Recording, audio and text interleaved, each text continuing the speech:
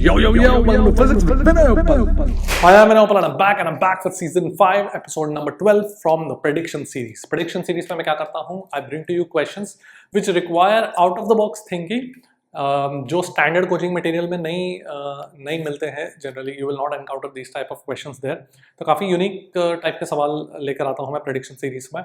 And these are the type of questions that JEE Advanced has been asking in the last 5-6 years. ठीक है, तो let's take a look at आज के episode में जो question करने वाले हैं. Let's take a look at that. It's from the chapter of rotation. But ये ऐसा क्वेश्चन है जो दिखने में काफी सिंपल लग रहेगा, but majority of the students I guarantee will make the same common mistake. ठीक है, एंड अगर ऑप्शंस है जेईई एडवांस्ड में इस तरीके का क्वेश्चन आता है, ऑप्शंस में they will give that wrong answer and you will get a negative marking. So just take a look at the question, try it out and then take a look at my solution.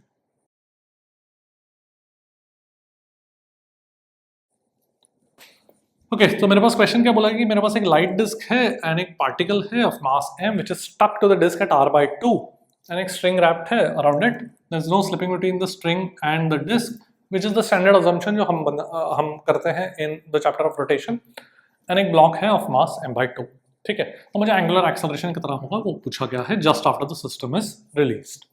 Alright, तो standard जो तरीका है जो generally सब करेंगे वो क्या करेंगे, टॉर्क इक्वेशन लिखेंगे, फोर्स इक्वेशन लिखेंगे, राइट. सो तो अगर मैं डिस्क पे देखूँ तो क्या क्या फोर्सेस लग रहा है. ये मास m है, एक तो mg लग रहा है एंड एक टेंशन लग रहा है, ये r/2 है एंड ये r है, राइट. तो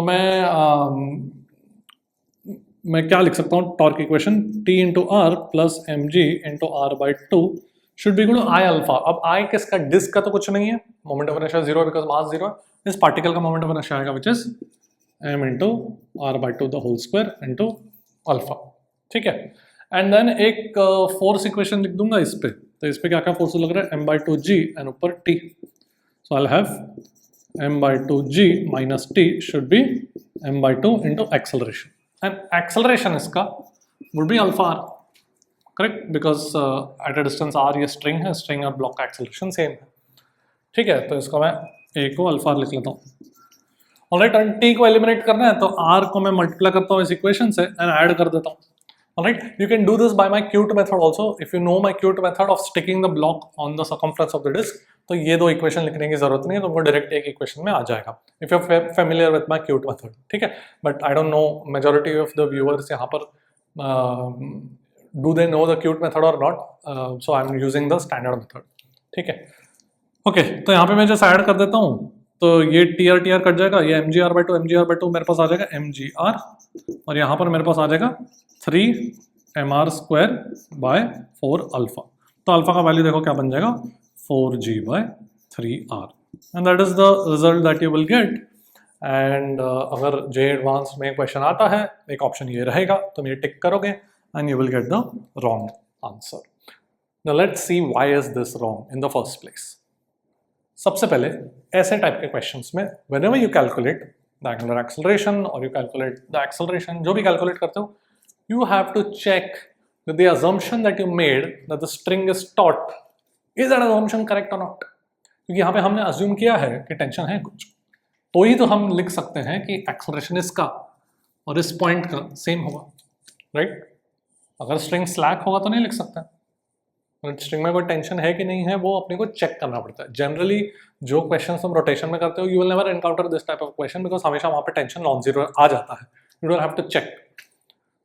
बट ये ऐसा एक थोड़ा सा एक्सेप्शनल टाइप का केस है जहां पर तुम स्टैंडर्ड कैलकुलेशन करोगे and you will get a tension which is 0.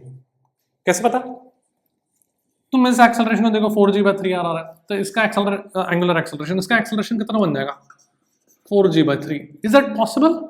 No. How can the acceleration of the block be more than g? क्योंकि अगर acceleration of block more than g है, मतलब there should be some downward force in addition to gravity. पर यहाँ पे जो tension है वो सिर्फ एक अपवर्ड फोर्स हो सकता है, वो डाउनवर्ड पुश तो नहीं करेगा. इसका मतलब क्या, इसका मतलब जो अजम्पशन था हमारा कि ये पॉइंट और ये ब्लॉक का एक्सेलरेशन सेम है, that is wrong. Because the string actually यहाँ पर is not taut, it cannot be taut. तुम अगर उसको taut length पे रख कर भी छोड़ दोगे तो भी वो टॉट नहीं रहेगा, इमीडिएटली वो स्लैक हो जाएगा, बिकॉज टेंशन जीरो है, right? This calculation shows us कि acceleration of this is coming out to be 4g/3, which is not physically possible. All right, so इसका मतलब यहाँ पे टेंशन स्ट्रिंग में कितना है? 0. अब कैलकुलेट करते हैं. So इसका acceleration एक्चुअली कितना हो जाएगा? g डाउनवर्ड, बिकॉज सिर्फ ग्रेविटी लगेगा. एंड इस पे वापस कैलकुलेट करेंगे. ये जो m है उस पर भी mg लग रहा है. So I can just write mg into r/2 should be equal to m into r/2 का स्क्वायर into अल्फा. तो अल्फा का वैल्यू क्या आ जाएगा? 2g/r. and therefore acceleration, this is the correct answer. ठीक है? अगर इसका acceleration देखो वो कितना बन जाएगा? Acceleration of m would be alpha into r/2, which is g, which is expected. because इस डिस्क पे कोई एक्सटर्नल फोर्स अभी नहीं है, टेंशन नहीं, राइट? एंड ये जो ब्लॉक, ये जो पार्टिकल है, that we come to know is going to perform free fall. Okay, so the correct answer is 2g/r. Alright, तो यहाँ पर इफ यू सी इस पॉइंट का जो एक्सेलरेशन है वो एक्चुअली कितना है? 2g/r into r, that is 2g. And इसका एक्सेलरेशन एक्चुअली कितना है? g. That is why the string is becoming slack. Physically understand why is the string becoming slack? Because this point का acceleration is more than this. So suddenly in dt time इसका velocity इससे ज़्यादा बच जाएगा, and therefore the distance between them will start decreasing. मतलब वो string slack बन जाएगा. ठीक है? So it's a nice question which will test, और basically it's like a trap trick question की तरह है. अगर JEE Advanced से पूछता है तो ऐसा it will try to trick you by giving this answer in the options as well. All right, so ध्यान रखना हमेशा इस तरीके के क्वेश्चंस में, जस्ट चेक कि इस ब्लॉक का एक्सेलरेशन g से कम ही आ रहा है ना. Okay, all right. So I hope मैं एक्चुअली ये जो मैंने क्यूट मेथड की बात की थी वो भी मैं लिंक डिस्क्रिप्शन में डाल दूंगा. All right, so if you're not aware of the cute method which you can use to solve rotation questions very quickly, वो एक बार देख लेना before your JEE Advanced. All right, so I hope you enjoyed the episode. I will see you next time and I will see you at the top.